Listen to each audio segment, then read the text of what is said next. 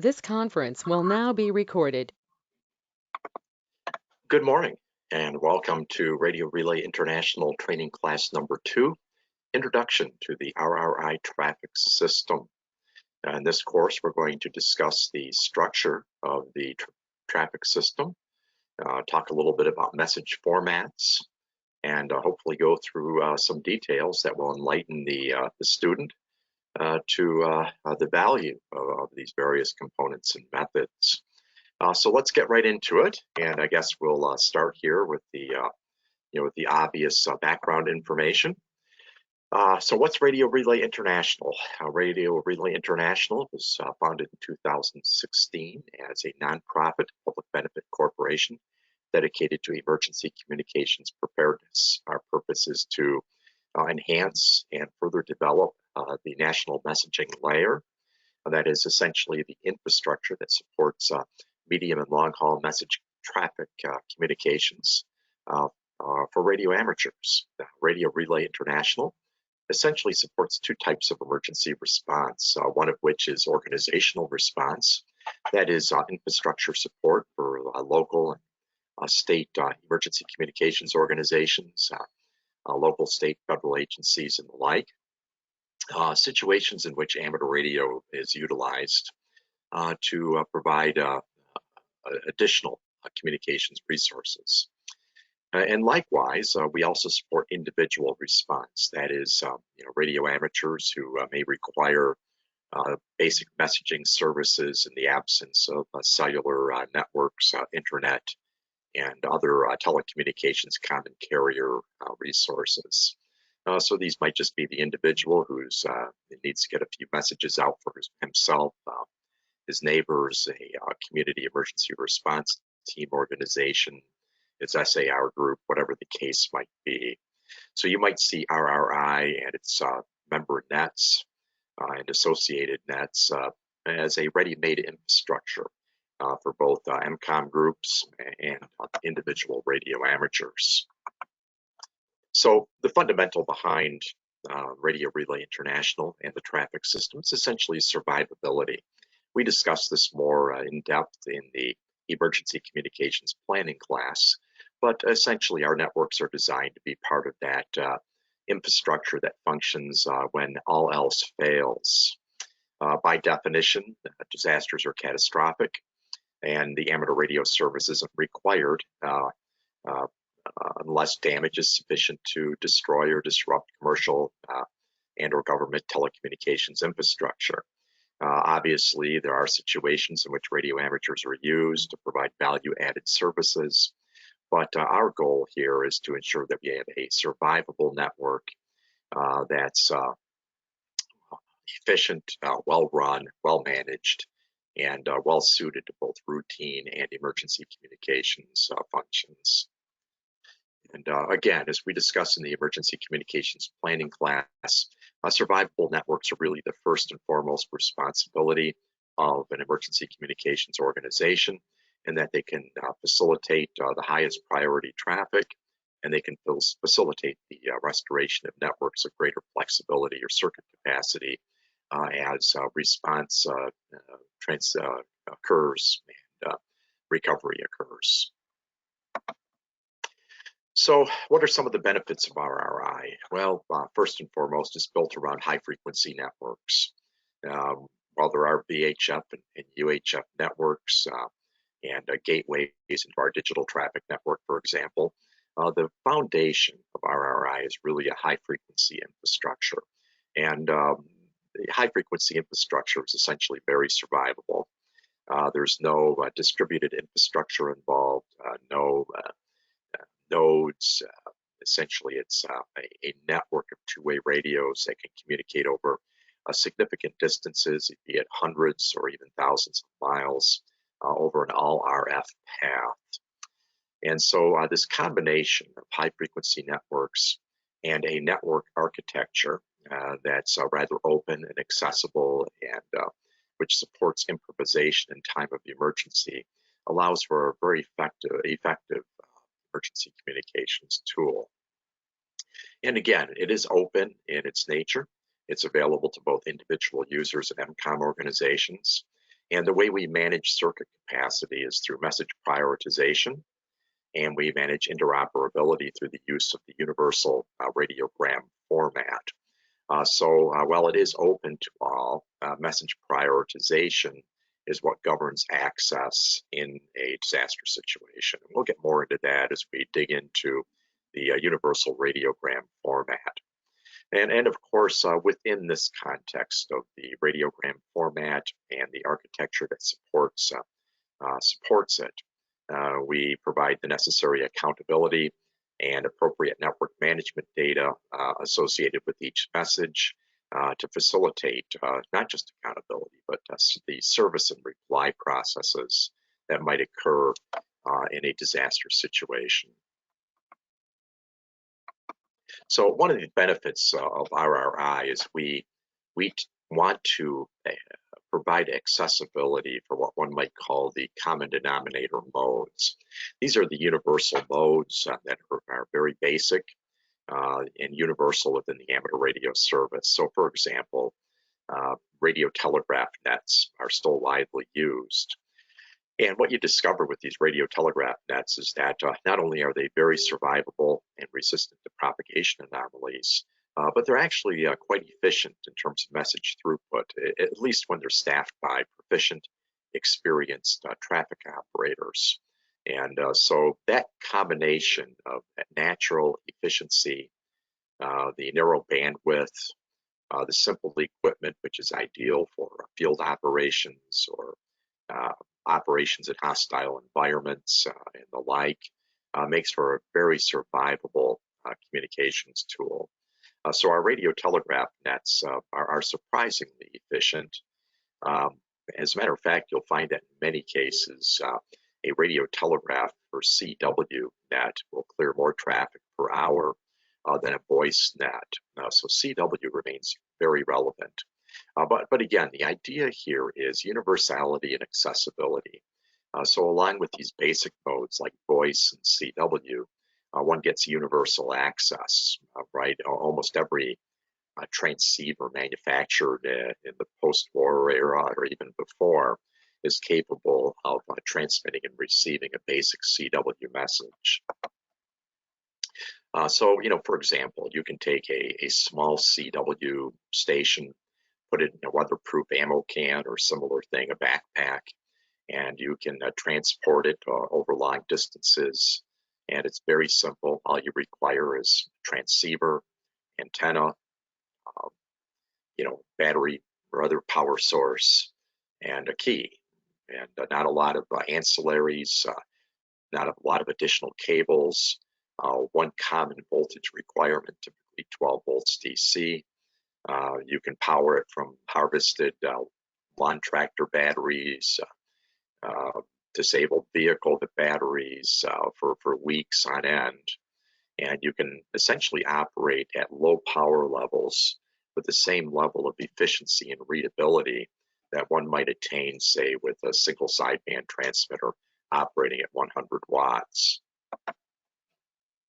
So, for example, during the Cascadia Rising disaster exercise in June of 2016, the Radio Relay International operators who staffed the CW traffic nets scored an accuracy rate of 99.998% against simulated 5-letter cipher group messages that were conveyed from the simulated disaster area in Alaska and the Pacific Northwest to the National Response Coordination Center in Washington, D.C.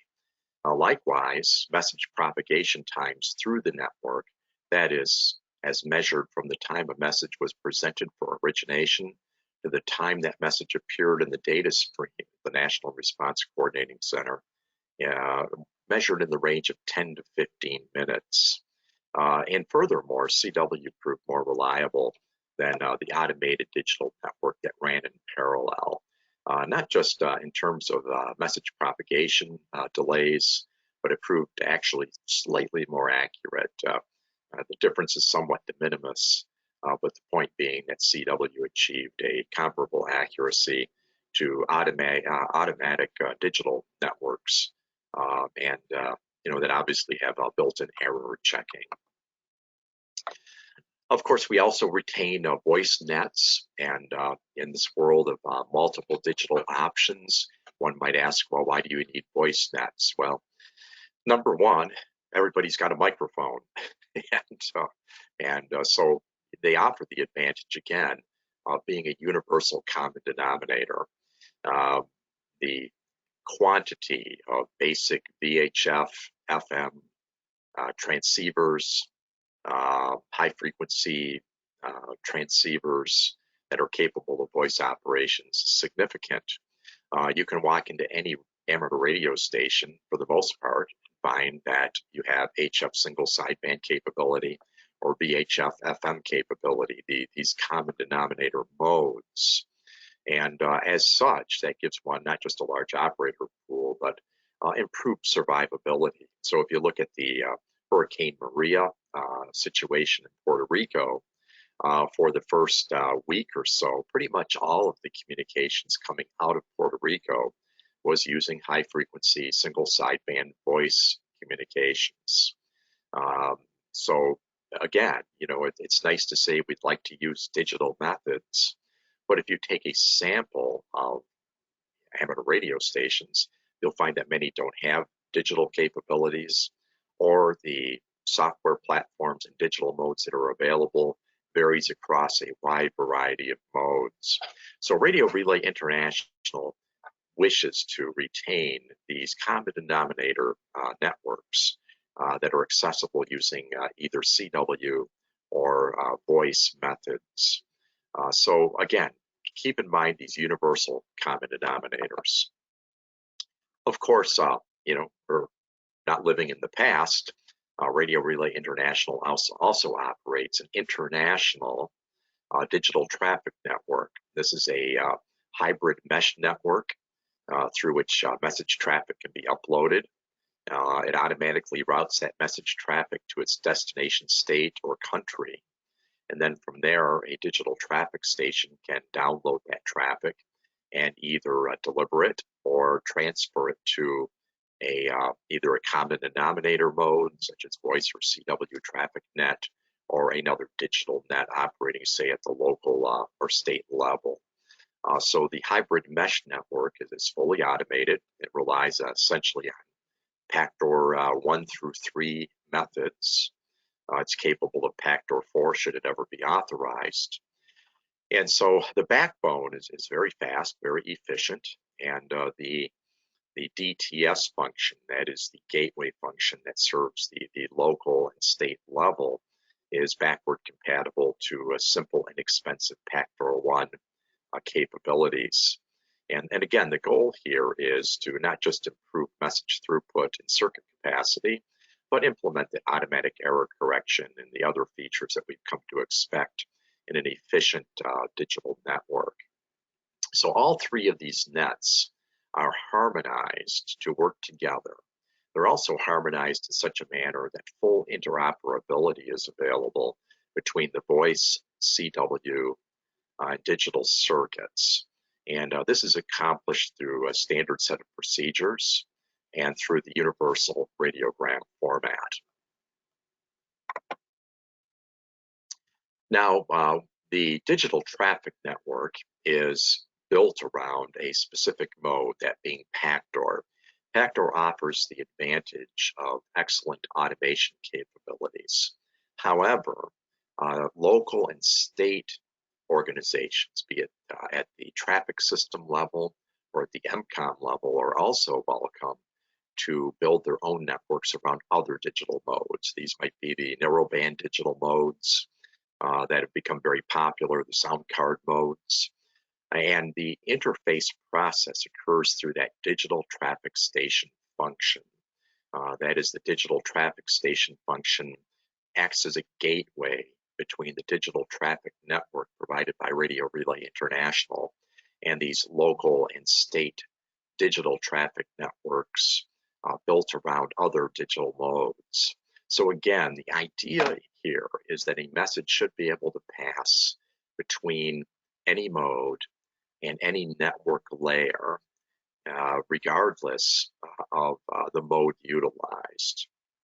And of course, this requires a certain level of standardization And that standardization is designed not to just ensure this interoperability, but to also support mutual aid functions and ensure that any emergency communications organization or any individual requiring the system in an emergency situation can access it conveniently with the mode of his choice. Key to this gateway type function between infrastructure and what we might call the last mile at the local or state level is the digital traffic station. A DTS is a properly trained and equipped station. He would typically have the minimum of a high frequency transceiver and a Backdoor 1 modem, which is inexpensive and readily available. He's registered with RRI as a digital traffic station, and he's authorized to access the network. It's his job to provide that interface between, say, the manual mode common denominator networks or unique digital mode networks at the local and state level, and the RRI International Digital Traffic Net infrastructure. The digital traffic station might be associated with a traffic organization, an MCOM group, or an agency. So the DTS is a key to that function at the local level. So again, he's the gateway between what we might call the last mile and the overarching Radio Relay International digital traffic net and manual mode net infrastructure. So let's start by talking about manual mode structure. So again, you might see Radio Relay International in two segments, one of which is the traditional manual mode net structure, comprised of CW and voice traffic networks, and then of course the digital infrastructure. So we're going to start by talking about the manual mode infrastructure. And again, this is built around the common denominator modes. This gives us a large pool of operators. It provides hands-on training in the transmission and management of third-party message traffic. It's incredibly reliable, and it's very flexible. So again, it's human operated, you might say. There's a large amount of human intervention, and that human intervention actually proves quite advantageous. There's immediate feedback for those handling communications traffic. They understand, they review each message as it passes through their station. They immediately identify any potential delivery or relaying delays. They can reconfigure nets spontaneously to expedite the flow of welfare, priority, or emergency communications traffic. There's a closer relationship with those last mile functions between the manual mode infrastructure and the last mile, such as local MCOM groups and local or state traffic nets. Manual operators can turn directional antennas to target a disaster area. They can respond organically to any type of communications problem that arises. So if you look at these advantages, there's a lot to be said for maintaining the manual mode net structure. The digital system is great, it's automated, but without, say, a sysop or attendant monitoring throughput and monitoring its performance, traffic could be delayed by propagation anomalies or technical problems. Whereas with the manual mode net, that operator has immediate feedback. The net control has immediate feedback that throughput isn't occurring, or that perhaps an alternate routing might be required to expedite the routing and delivery of an important message. So manual mode nets offer, of course, universality and dynamic problem solving, but they also, of course, create community. The camaraderie and the operating challenge of traffic handling tends to create community, and people get to know each other, and they communicate, and they solve problems, and they improve the process. And that process of creating community in a volunteer-based program remains incredibly important. In that sense, you might say that the manual mode traffic system isn't just an app, It's a community. It's an emergency and public service communications program staffed by volunteers with a decidedly human element at work in the background that can prove very beneficial in time of emergency. And of course, for many operators, the process of handling day-to-day routine radiograms between emergencies is fun and challenging and enjoyable. A lot of traffic handlers are extroverts, and they enjoy the process of exchanging radiogram messages under routine conditions and delivering those messages, etc. So if we look at the manual mode net structure, one might see it as an inverted pyramid. It's not unlike the air traffic control system or classical network topography in, say, the telephone or telegraph industry. So the traffic system is broken into three areas. These are from left to right: the western area, okay, over here, the central area, and over here, the eastern area. Okay, so we have these three general areas, and these area nets operating at high levels provide for the exchange of message traffic within their area. So, for example, a message moving from Montana to Arizona might pass through through a region or area net. So let's use this example here. So, for example, message moving from Washington State to New Mexico would pass through the area network. So area nets provide for the flow of traffic within their area, okay? And beneath these area nets, you will see region nets. Here we have region 6, region 7, and region 12. So for example, a message moving from Washington to Idaho would stay on the region 7 level, whereas a message from, say, region 7 to region 12 states would move from the region net to the area network. So again, it's an inverted pyramid type arrangement with state or section nets, region nets, and area nets. And we'll dig a little deeper into that, but understand that there are three area networks serving North America. Beneath the area nets, we have region nets, and the region nets typically, they're often associated with the call sign district, but not universally. And the region net provides for the exchange of traffic within its region. So for example, here we have region 10, North Dakota, Minnesota, South Dakota, Missouri, etc. So traffic that only flows between these states would never go beyond the region level. Okay, so area nets, so this is central area here, and then region nets are next down on the inverted pyramid. And then, of course, we have these state or section traffic nets. So each state might have, or each ARRL section, in the case of NTS nets, would have its own nets. So, for example, if I want to transmit a message within Texas, it never leaves the state or section level, okay? The traffic stays within that network. However, if a message has to flow, say, from West Texas to, for example, Tennessee, it might go from the West Texas state or section net to the region 5 network, and then back down the inverted pyramid to the Tennessee state net, okay? So we have essentially a message that goes up the inverted pyramid, but only to the region level.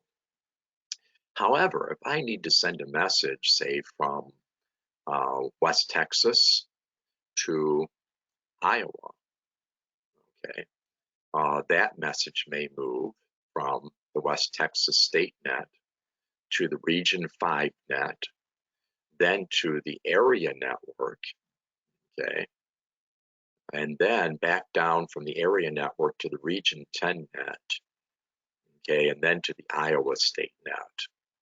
So you're moving up and down this pyramid, you might say, this inverted pyramid, based on the distance and the location at which messages are traveling.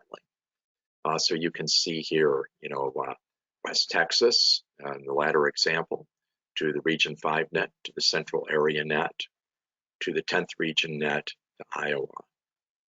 Or in another example, say Arkansas to the 5th region net, to the central area net, to the 9th region net, say to Illinois. And so essentially, traffic within the state stays at the state level. Traffic within the outside of the state, but within the region level, never gets beyond the region level. And traffic that has to flow within the area might move up to the central area net to reach its destination. So this is called net layering, okay? So there's, basically nets that serve a geographical area. And then, of course, we have a liaison process to the region level and then to the area level. Okay, so this is essentially how an area system is set up within the traffic network.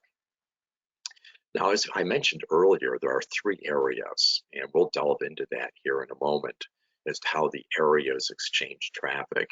But one of the other things before we go that I want you to look at is the time sequence functions. So if you look along this left column, you will see that these nets are time sequenced. So for example, the local nets may meet at, say, 7 p.m. The region nets might meet at 1:45 p.m. The area nets, I'm sorry, let's use UTC. The state nets would meet perhaps at 0100 Zulu. The region nets would meet at 0145 Zulu. The area nets here at 0230 Zulu, okay? And then back down the pyramid, traffic might flow back to the region nets at 0330, and then reach the state nets at 0400. This is the routine configuration of the traffic system.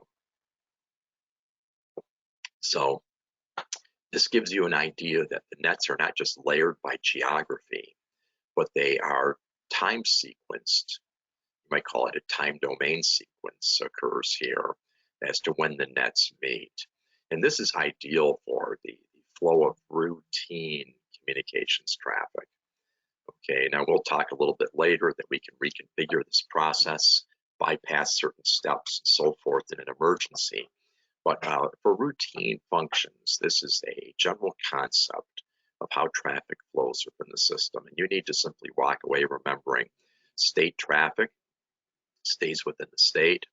Traffic moving beyond the states but within the region would pass through the region net. Traffic moving beyond the region would pass to the area net.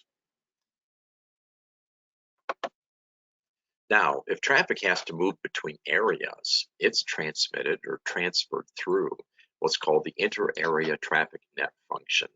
And these are typically specialized circuits facilitating the exchange of message traffic between the area nets. And typically they use voice methods of the day and radio telegraph at night. What we've found, of course, as usual, is CW has proven to be the most reliable method, but voice is accessible and ideal when there's more operators available, or I should say fewer CW operators available. So the idea here is that IATN meets on schedules to exchange traffic between the 3 area nets. And these are letters here represent schedules or pairings of radio operators who meet and essentially exchange traffic between the area nets. These are typically very highly skilled operators. Many have a military or commercial maritime radio telegraph operator background, or there's very experienced traffic handlers. And they're meeting on schedules that have typically a letter nomenclature, an alpha sched, an echo sched, etc. And they're conveying that traffic between the area nets. So if a message is originated, say, in Washington State, is going to pass ultimately to the Western Area Net, and then it's going to flow here to perhaps the Eastern Area Net to its point of delivery, say, in New York State. Okay, so that's the idea here, is that you have these hot point-to-point circuits that are exchanging traffic between the areas. This general the topography is similar in the digital traffic network, only the processes of traffic exchange between the regions and areas and so forth are automated. So for example, you might have a section hub or a digital traffic station, or maybe even a local DTS function occurring, and they are exchanging traffic with the region. And again, the region may cover several states in their area. Okay, and then traffic that moves beyond the region flows up to the area. So this is an example of the Eastern area here. Say a message is injected in Connecticut. Okay, it flows to Region 1 hub. From the Region 1 hub, it moves to the Eastern area hub. And then from there, it can move to either Central or Western area for delivery. Now, this process of traffic forwarding is not just automatic, but it happens as soon as the communications traffic is uploaded. So again, the routine traffic system, as it's configured for day-to-day operation, is really designed to route routine radiograms, say 24 to 48 hours, as operators are available, as outlets become available. And, this is mainly designed to keep nets functional, give them something to do, provide that training that goes hand in hand with traffic handling. So 24 to 48 hours is kind of to be expected. Now, obviously, in an emergency situation, the goal is often to transfer and clear and deliver message traffic as soon as possible. So in doing so, we might reconfigure the manual mode network or change some of the functions in the digital traffic network to ensure that traffic flows in an expedited fashion. And this is done through the National Emergency Communications Coordinator function, or might also be called the RRI Emergency Manager function. And we can set up special point-to-point circuits. We can put nets on continuous operation. We can activate only selected nets within the system. We can define target areas. We can change implement DTS functions, for example, that are more frequent. There's a variety of things that we might do in an emergency operation to change this, say, 24 to 48 routine standard here to ensure that traffic can be delivered in, say, 10 to 15 minutes or 20 minutes, maybe less. For example, in Cascadia Rising exercise, where we implemented this type of emergency response plan, again, the average throughput, the average network propagation time for messages measured in the 10 to 15 minute range. I think there was one message that made it from the Pacific Northwest to the National Response Coordination Center in 1 minute. So again, there's two configurations for Radio Relay International, one of which is routine, and the other of which is the emergency configuration. So in the emergency configuration, again, we might develop a mode frequency matrix that specifies watch frequencies and specific IATN functions. We might establish these point-to-point circuits to expedite message flow. We might identify certain states or sections as targets for message routing and delivery. And of course, we would likely implement what we call the network management coordination function. This individual retains or creates a dynamic and ongoing database of radio operators that are present on the nets, a list of agencies with which they have connectivity, a list of nets and frequencies that they're operational on, so that we can very quickly inject traffic into that area or that region or that state to expedite not just traffic flow, but ensure timely delivery. So this is all specified in the RRI National Response Plan, but there's no particular reason here to go into that in this training class. We talk a little bit more in depth in the Emergency Communications Planning class that's also available on YouTube. Let's talk about the radiogram. Okay, there's a lot of confusion about the radiogram format, and I want to stress that the radiogram format has many advantages. First and foremost, it defines network topology. It assigns accountability.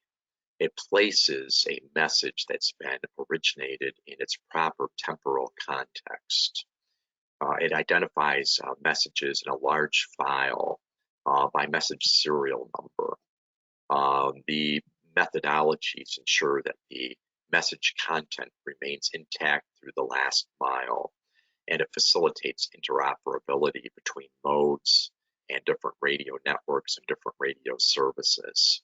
And of course, it facilitates automation and the digital traffic network, where the network management data is essential to the routing of radio traffic through a digital network. So the origins of the radiogram format are actually pretty ancient. It goes really far back to the telegraph era. And the telegraph companies learned early on that they had to have things like message serial numbers and a place of origin indicated, and a check or group count, and a date and time of origin, and so on. These were essential network management functions. And, you know, if you look at a modern email, interestingly enough, it incorporates all of the same network management functions. You may not always see it in your email, say an Outlook or something of that nature. But if you dig into the email, you'll see that it has many of the same components as a radiogram. Okay, so first and foremost, the radiogram is really a combination of not just a message, but accountability data, that is, to whom it's addressed and from whom it originates, from where it originates, the time at which the message was drafted or written out and presented for transmission, and the like. And this process is common to any communications network, whether it's the internet or a maritime radiogram or an old-fashioned telegram. So here, for example, you can see a radiogram transmitted by the Michigan State Police in 1940 through the old police radio telegraph networks.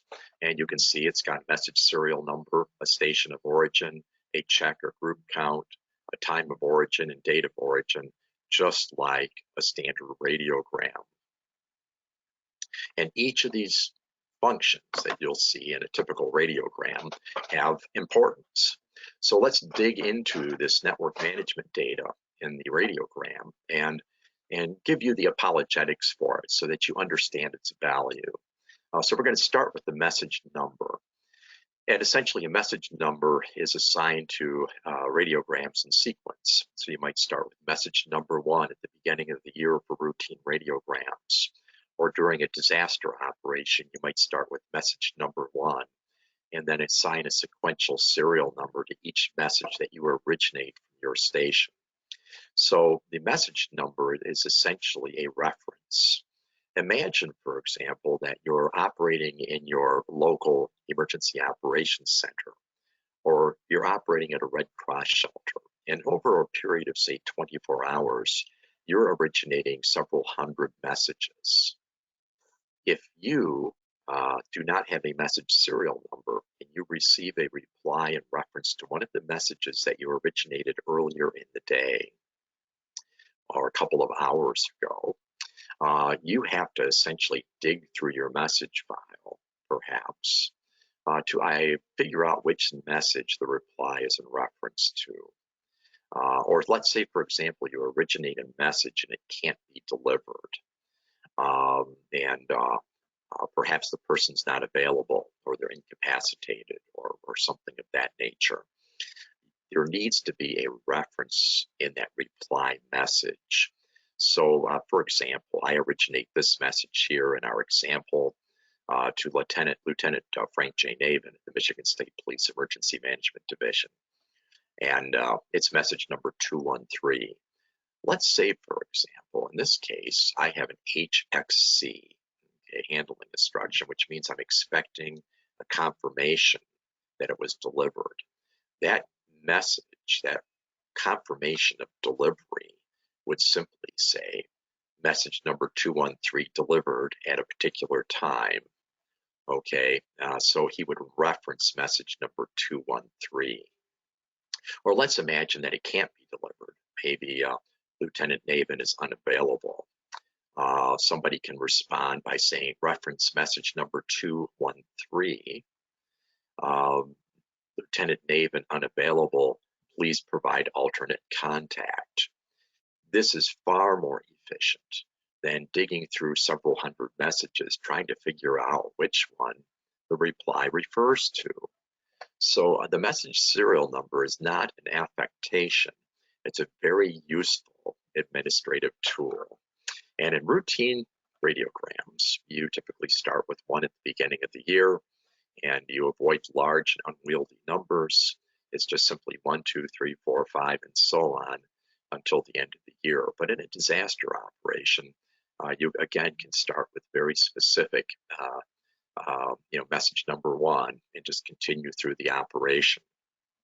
Again, avoid large and unwieldy numbers, okay? And remember, its purpose here is largely administrative, and it's designed to prevent confusion, and it's to help you create a file of messages originated at your station in time of emergency. The next component is the precedence. The precedence defines the importance of the message to the originator. So this precedence is determined based on your conversation or your communications with the originator, in this case, Dr. Millard Bass, the Detroit Medical Examiner. So you can see here that the message is priority. And typically priority is any type of time-sensitive message. So a lot of served agency messages will be priority nature. And we'll dig a little bit further into this by explaining the priority of these precedences.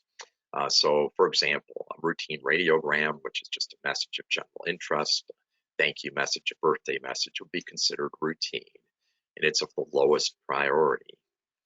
Next in order of priority would be the welfare message. This is a message pertaining to the well-being of an operator or an individual in a disaster area. A priority message, again, is something that's time-sensitive in nature. This is often official traffic on behalf of a served agency or something that has to be delivered as soon as possible. And then, of course, emergency traffic is something that is life-critical. It's a message that's vital to the immediate safety or life of individuals. Notification that a dam is in failure mode or something like that would be considered an emergency message. As a general rule, each of these are abbreviated by their first letter, R for routine, W for welfare, P for priority. But emergency is always spelled out in the network management data. That is the preamble of the radiogram. In an exercise or drill, the letter T or the word test can be placed before these precedences to indicate that it is an exercise message. So for example, a TW for test welfare, or TP for test priority, or written out test emergency for a life critical message. Of course, there's no such thing as test routine. Routine is just routine. The next component is the handling instruction, and this is optional. And in many routine radiograms, this will not be used. But for example, there's a letter. You can look at a list, see what these are. But for example, HXC stands for report time and date of delivery to originating station. Okay, so the originating station here, KQMN, wants the delivering station to notify him of when this was delivered to Lieutenant Navin, probably because of its relative importance. Okay, and there's a whole variety of these. We're not going to dig into them, but they're available on the pink card and in the Radio Relay International Training Manual, which gives the handling instructions. And again, these are instructions to the delivering station or the relaying station as to how to manage that radiogram. The next component is the station of origin. The station of origin is the station that injects the message into the traffic system. Okay, it is so for example, if you have a friend who's a radio amateur who calls you on the phone and he asks you to originate a radiogram on his behalf, the station of origin would not be his call sign, it would be yours, because you are the station that has connectivity to the traffic system. So the station of origin is the station that originates the message and injects it into the traffic system.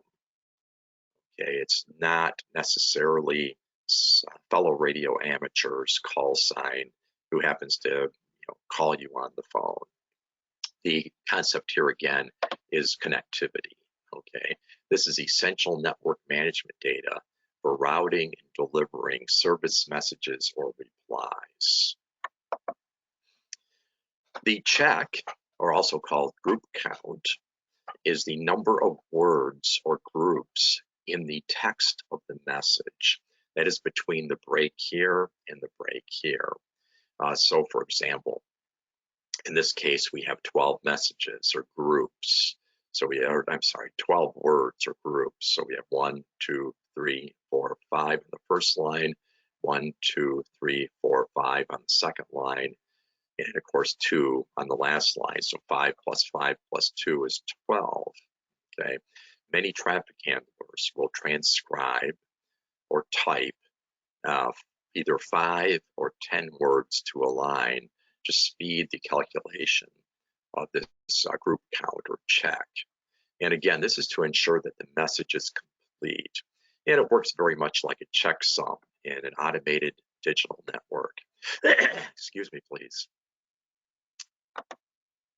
Okay, a couple of things to keep in mind, that things like zip codes or chunks of numbers are typically counted as one group.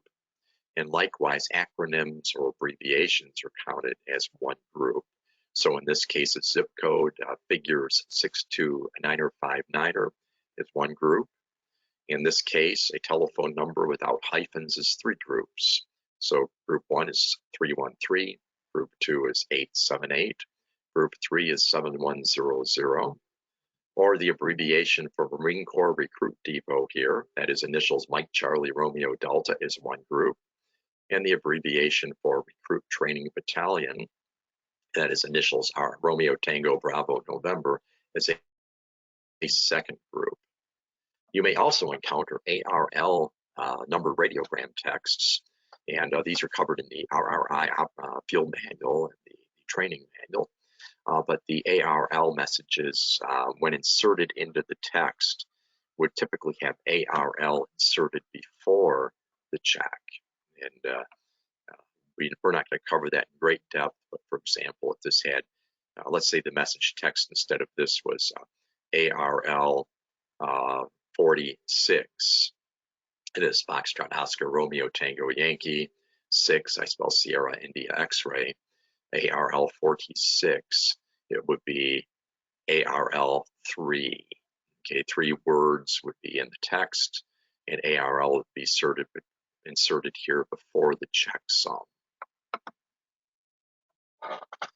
Let's talk a little bit about place of origin. I guess we need to go back here. So the place of origin is the location of the individual who signs the message. Okay, so for example, let's say, imagine that K8QMN is actually located in Toledo, Ohio. and he is checked into an MCOM net in operating just to the north of the Detroit metropolitan area. And he originates this message on behalf of Dr. Bass. Okay. The place of origin would not be where KAQMN is located. In this case, it would be, example would be Toledo. It is the location where the person signing the message is located.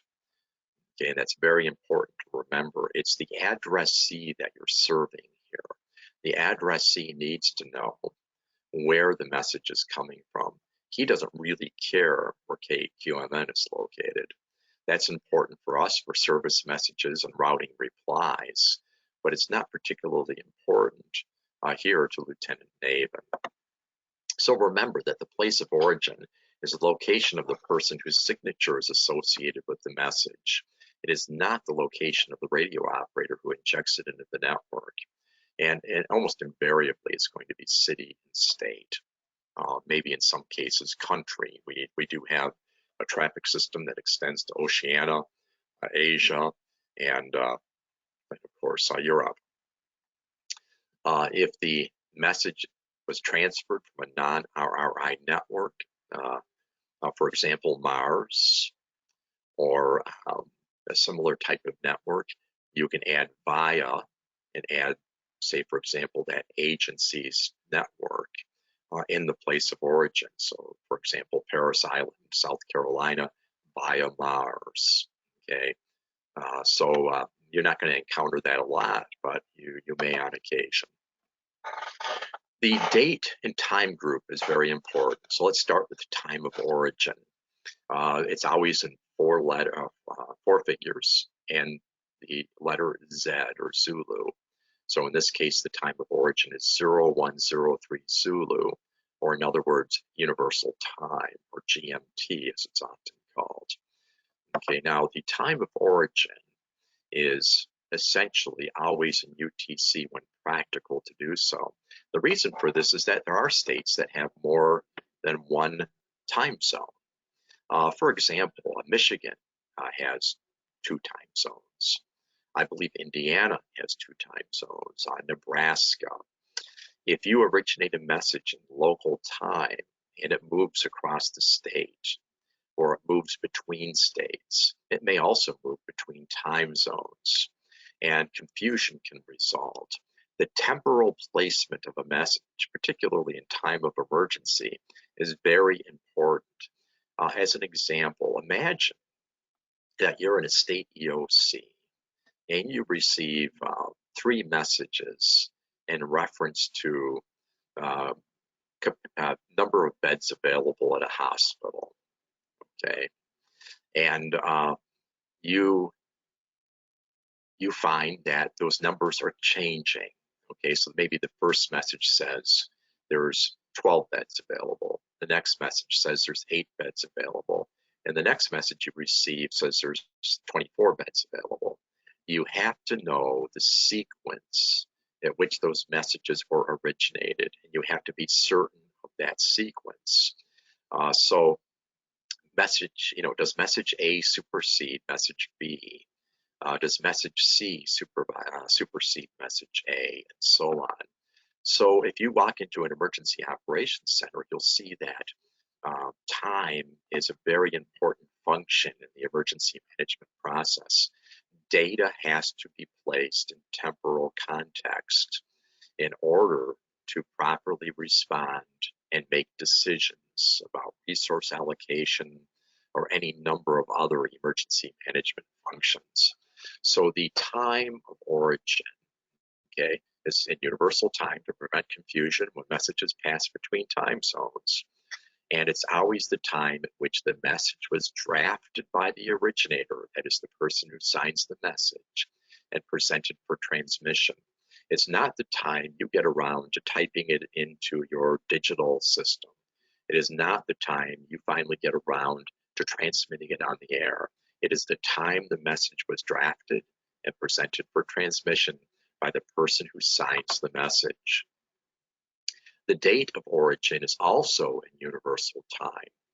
Okay, so in this case, June 16th at 0103 Zulu Eastern Daylight Time, this message was actually originated at 9:03 p.m. Eastern Daylight Time on June 15.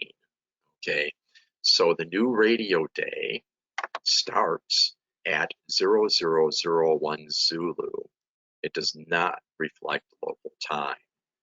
Okay, so again, this is important because, for example, Radio Relay International Nets might have a message moving from California to Germany or California to Australia. If you use UTC time, there's no confusion. The radio operator at the receiving end can very easily convert that to his local time if necessary when delivering the message. Then, of course, we have the address, and this is pretty straightforward. You want as complete an address as possible in most cases. In official traffic, you want to include the agency and maybe a title or position.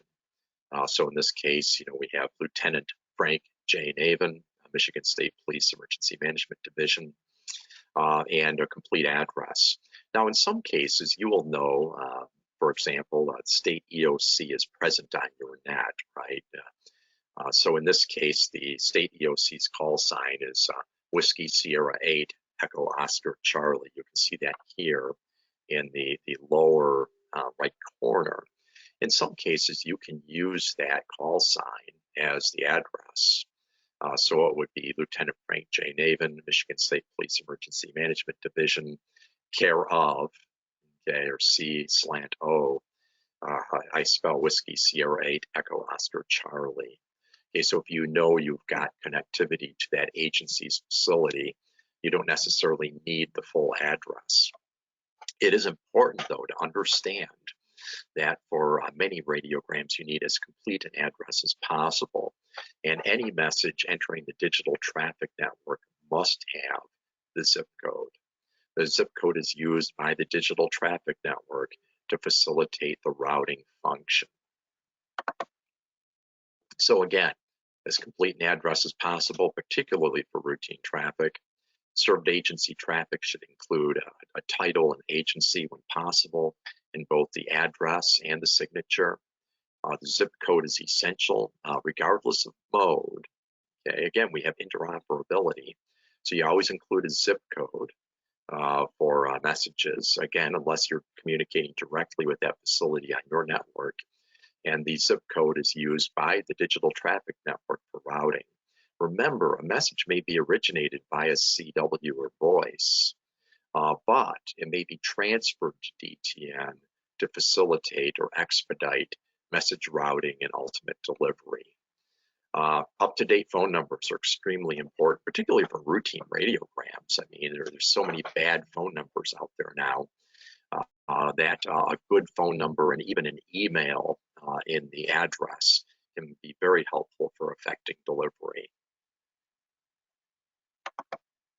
And of course, let's talk about the text. Now, there's always this story going around that radiograms must be limited to 25 words. And yes, this is preferred for routine radiograms. Okay, routine radiograms, we like to have them be 25 words or less, simply to ease the burden on our regular traffic operators. However, for served agency traffic, there's essentially no limit on the number of words in the text. However, you do have a duty to educate your served agency about the importance of brevity and simplicity in all messages originated. Brevity should always be encouraged. We should assume messages are case insensitive, right? Essentially like all caps. And we should avoid complex punctuation. The reason for this, again, is let's say you inject a very wordy, complicated message into a digital network. It may pass through that digital network just fine, but when it reaches the disaster area, it might need to be transferred to a public safety taught group or an ARIES voice net to achieve that last mile to the point of delivery. And therefore, you always need to assume that at some point in the traffic relay process, that message may end up being handled by voice or CW methods, be it a public safety communication circuit or an amateur circuit or whatever. So again, we try and limit punctuation to simply the period or X-ray for stop and the query for question mark. You can occasionally insert things like comma and so forth, but you should spell it out. Again, we want to avoid punctuation, and we want to assume that messages are all caps, and typically we deliver them in all caps, okay? The reason we do that is all caps sends a very loud and clear message to the addressee that the message was originated or could have been originated or relayed through a network that is case insensitive. Okay, so an all cap message sends that notice, you might say, makes that notice that this is case insensitive data. Some other considerations, be sure to try and spell out scientific nomenclature. So for example, if you're transmitting a barometric pressure, you might transmit something like figures 1015 millibars. I spell Mike, India, Lima, Lima, India, Bravo, Alpha, Romeo, Sierra, millibars, instead of abbreviating it Mike, Bravo. Okay, that's helpful to prevent error and misunderstanding. And again, we kind of talked about signature. For routine radiogram, it can just be somebody's name or call sign or whatever. But for official agency traffic, try and have title and agency associated with the originator. Okay. Now again, for messages, it's always helpful to offer options for delivery. Right? When you get to that last mile, you may find out telephone service isn't working, or maybe email is available, but or vice versa. You want to include maybe 1 or 2 phone numbers if you have them, or likewise, you can include a phone number. And if you're uncertain about the validity of the phone number, maybe append an email for the addressee. This gives the delivering station options for getting that message to its destination. Obviously, he could get in his car or hop on a motorcycle or even a horse and ride to the the location to deliver it, right? But nonetheless, you want to give them these initial options. And this is particularly important for routine radiograms. It's demoralizing to receive a number of routine radiograms only to find out the telephone number's been disconnected or the email's inaccurate. Give people options. When you handle a radiogram, it's important that you record certain administrative data. Of particular importance is recording to whom you transmitted a message or from whom you received it, or both. So for example, in this case, KQMN is the originator. He might write down here that he transmitted the message to the state EOC, WSA EOC, at 0107 Zulu, June 16. Okay. Or if somebody was relaying it, they might record the time from whom, the station from whom they received it, the time they received it, the date they received it, and then in this box, record to whom they relayed it to, the time they relayed it or transmitted it to that other station, and of course the date. So record this data in association with every radiogram. This allows you to solve network connectivity problems or investigate messages that were lost or missed in transmission during an operation or even during routine times. So again, administrative data is important. Remember that you are doing more than providing connectivity. You are facilitating an entire communications process between two or more individuals, and you're doing so in such a way that you have to have accountability. So the way you handle routine radiograms will inherently translate to how you operate in time of emergency. So you want to ensure that you are used to doing these functions of recording the time you received a message, the time you transmitted a message, and to whom, and so on, okay? And this not only helps you solve network connectivity problems or investigate errors, it also shields you from a liability perspective she'd ever handle radiograms in a disaster type situation. Let's talk a little bit about the radiogram ICS 213 message. This was developed over a period of time of originating or investigating best practices within the ARRIs and traffic communities. And so ICS 213 is a NIMS standard. It is not a message format. ICS 213 defines the minimum components of an operational message within the local EOC environment or the local NIMS process. It is not the same as a radiogram. A ICS 213, if it's originated according to the very minimum standards, has no network management data. And this is problematic for any network. And it would be problematic if you tried to send one on the internet, because the internet appends network management data here at the top as well. Obviously, it's different, but it's still network management data. So what we've developed is this radiogram ICS 213 message. It contains the basic accountability information that's a part of the NIMS standard, and it adds or appends the radiogram network management data. And this is a universal form that can be used on any disaster operation or exercise. And a couple of different versions of this are available under the publications section of the RRI webpage. So here you can see it's a radiogram, it's an ICS 213, and an ICS 213 is really a radiogram. We have an address, we have a title and agency, we have contact information, telephone and email, for example. We have a signature, and here's, in this case, it's called from. And of course, we have a text.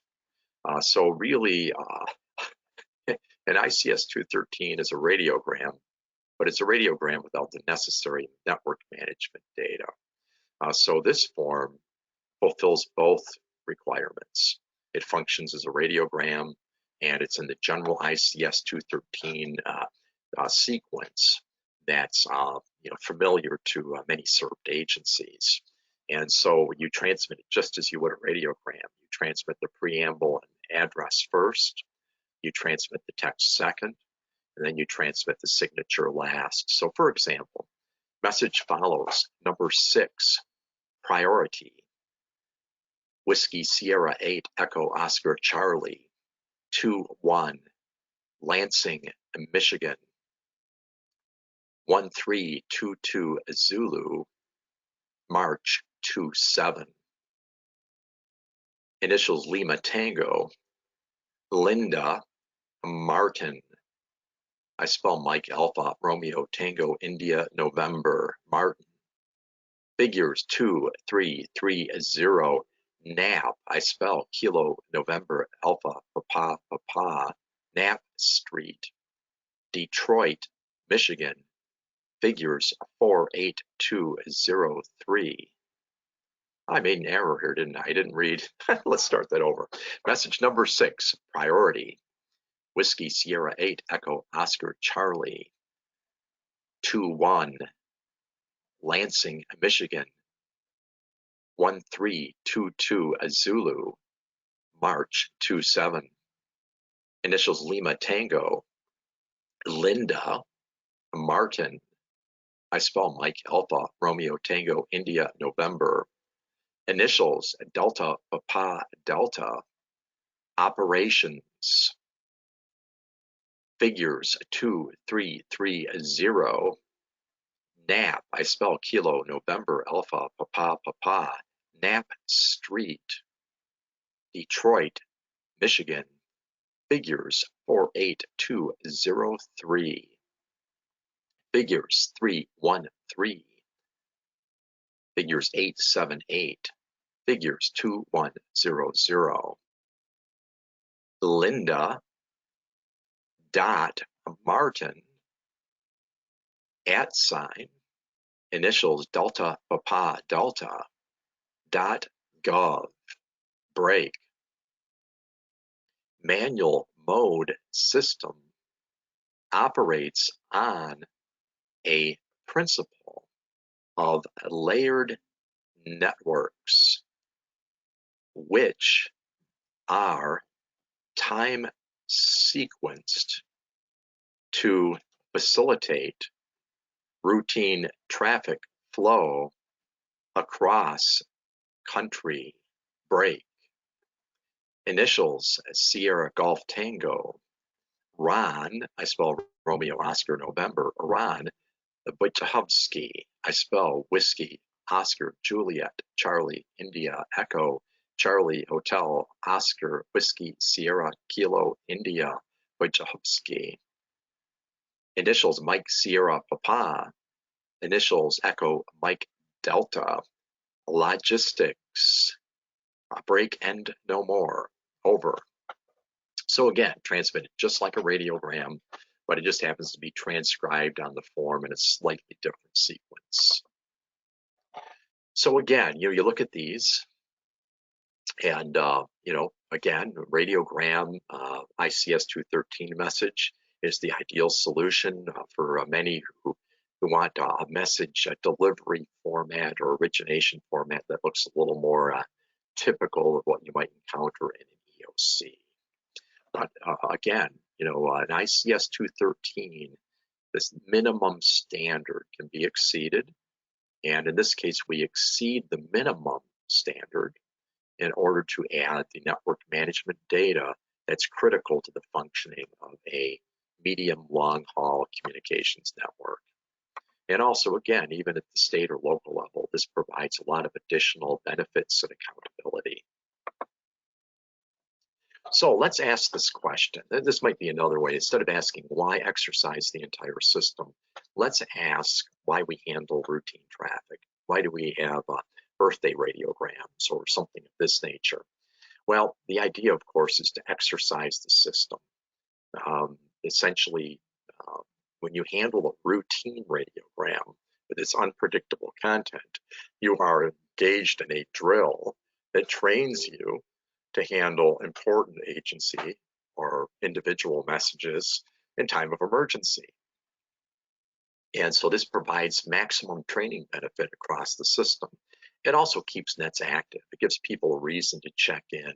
It builds that community and maintains that community of traffic handlers and emergency communications professionals. And this in turn ensures operational readiness. And in the process, you can have some fun doing it. It's actually a lot of fun. It's a real operating challenge, particularly the manual mode nets, gives you a sense of purpose and so on. So all these things work together to keep the traffic system functioning. But ultimately, our goal is to be a service, right? The amateur radio service, which is a benefit to our communities. So the reason we handle traffic, well, first and foremost, it's fun and beneficial. Okay, and if you can handle routine messages accurately, you're better equipped to handle important served agency messages in time of emergency. And it's also a challenge to your technology. Traffic work and emergency communications operations both require that one has the ability to communicate at any given time on a specific frequency and over a specific coverage area. This is far more demanding than, say, contesting or casual operating, in which one simply connects to locations with which are of propagation favors. So how do we get involved? Well, obviously, the best way is to listen to nets and follow procedures. We recommend you read the RRI Training Manual, TR-001, that's Tango Romeo -001. This is available on our webpage, and it's under the publications heading. And there's a whole bunch of training documents there. We recommend you register as a Radio Relay International registered radio operator, so you can be placed on our mailing list to receive information on training classes and the like. You can read through back issues of QNI, the QNI newsletter. And of course, we recommend that all EMCOM nets integrate some routine traffic handling exercises into their weekly or bi-weekly nets. Okay, learn the proper use of the ITU phonetic alphabet, learn the proper use of the proverbs, learn how to convey third-party information. You will need it when the disaster occurs. Radio Relay International offers a basic radio telephone procedures class, which can be very helpful. We also have a document that you can use on your weekly MCOM nets to train people to use the ITU phonetic alphabet and the proverbs correctly. Then, of course, originate messages. Send the occasional routine radiogram to family, friends, or your fellow radio amateurs. This exercises the system and provides training benefits for everybody involved. So with that, hopefully you're prepared to maybe understand the traffic system better. There is a complete, up-to-date traffic net directory available on the RRI webpage at www.radio-relay.org. Okay, so you'll find that traffic net directory there. You can find a traffic net in your area. You can monitor that traffic net, learn a little bit about how it operates. And if you have any questions, again, I recommend you start by reviewing the publications section of the Radio Relay International webpage. And of course, again, we have other options in terms of training classes. For example, the basic radio telephone procedures class is very helpful for new traffic handlers. So thank you so much for your participation today and your time in class. And we hope you learned an awful lot about the traffic system, the radiogram format, its basis and purpose, and how it functions. And with that, thank you everybody for participating this morning. 73 to all. This is Jim Wades for Radio Relay International.